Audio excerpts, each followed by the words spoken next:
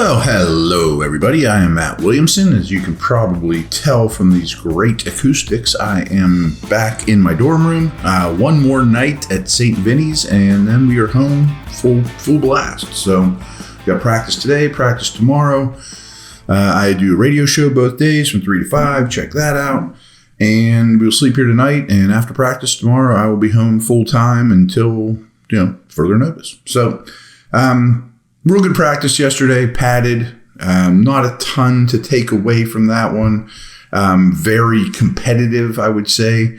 7 shots was good. They had this period, I forget what they were calling it. What was it? It was something along the lines of move the ball is what they're calling it. Yeah, just a competitive period. Pickett looked all right. Trubisky looked good as well.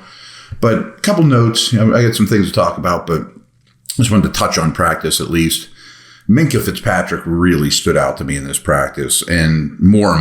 And he was flying around the field. He was the last one on the field doing drills late.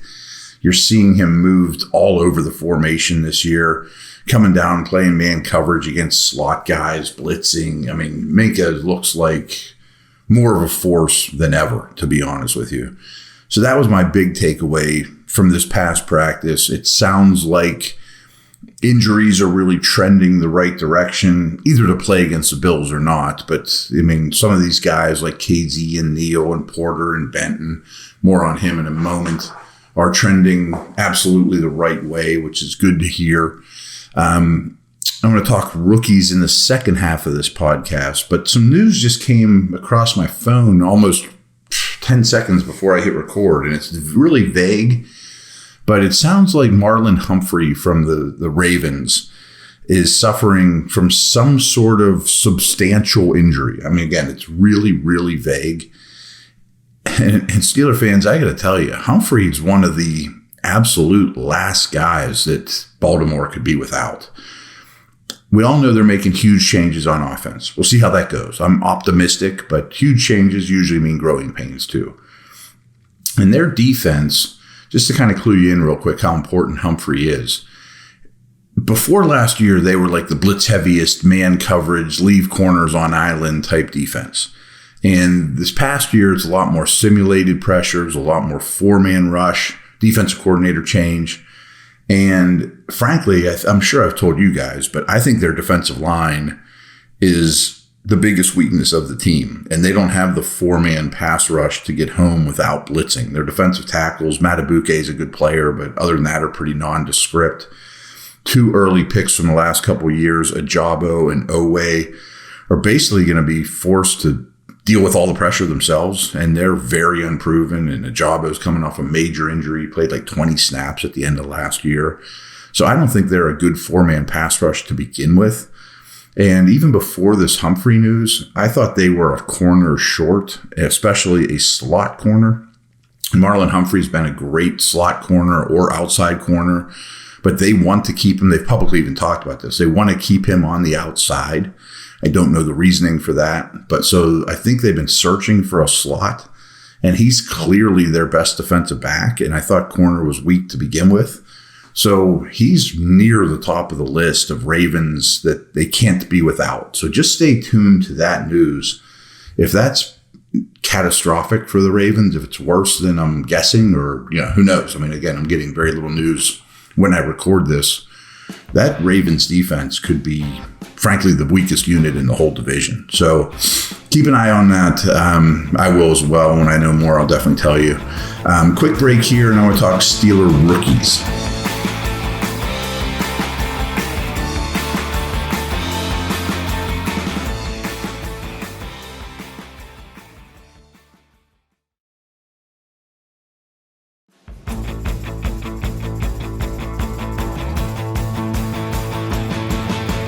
All right, I am back. So Pro Football Focus put out all their grades and all their snap counts for every rookie class in the league from this past week. And I just wanted to buzz through those.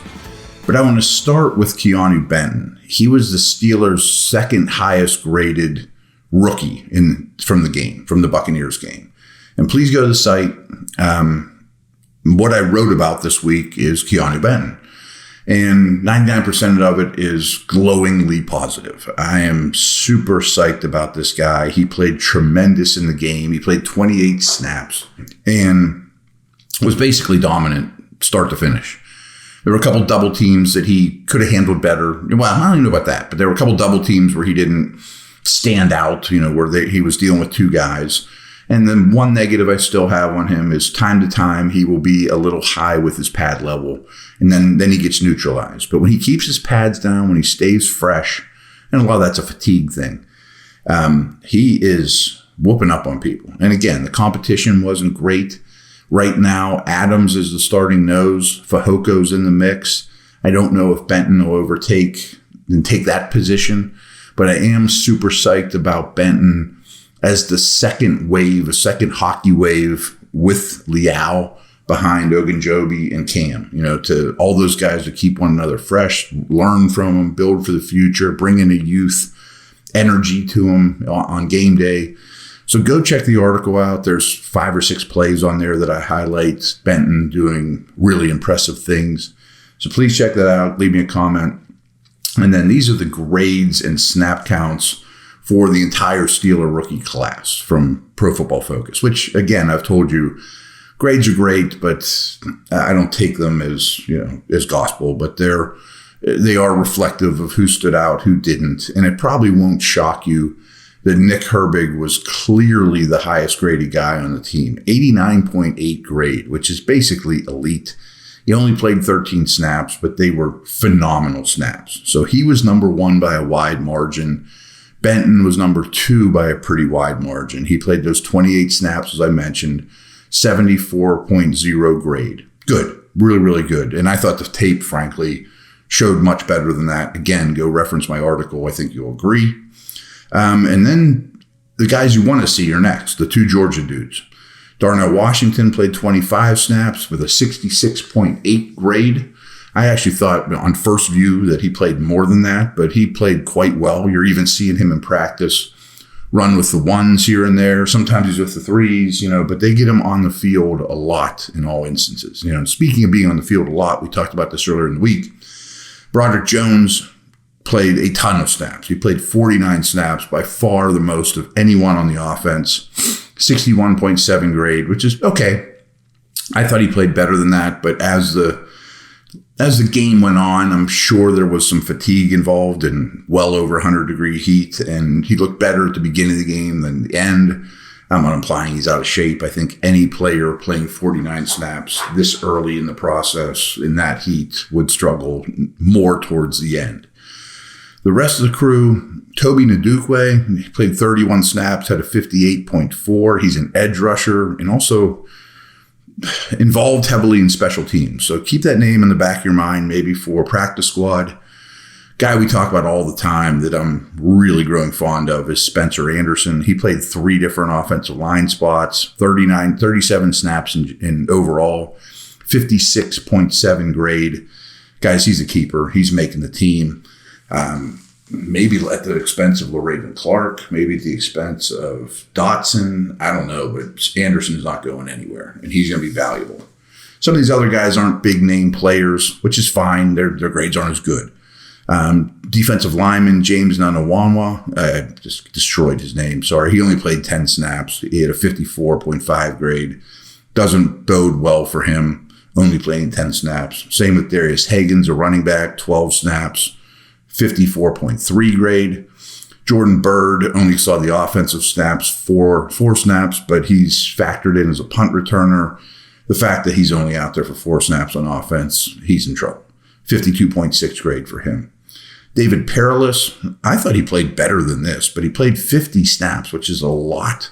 Only graded for them at a 42.0, which makes me question a little bit about the grading because I thought he was much more effective than that. He's also heavily involved with special teams.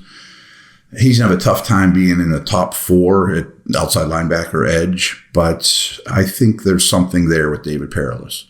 And then the last one we'll finish up here is Tanner Morgan. He really struggled. He was out there for 21 snaps at quarterback, 28.5 grade, and that showed. Maybe that's even being kind. Oh, and they also have a little nugget here about Herbig. So what they said about Herbig is he finished his preseason debut looking like another stud Wisconsin edge rusher for the Steelers. He filled up the box score with 2 sacks and a run stop on only 13 snaps, which that exactly is what I saw as well. So I'm psyched about this rookie class. Would like to get Porter out there. It's not mandatory, but you'd like to see him play some preseason snaps.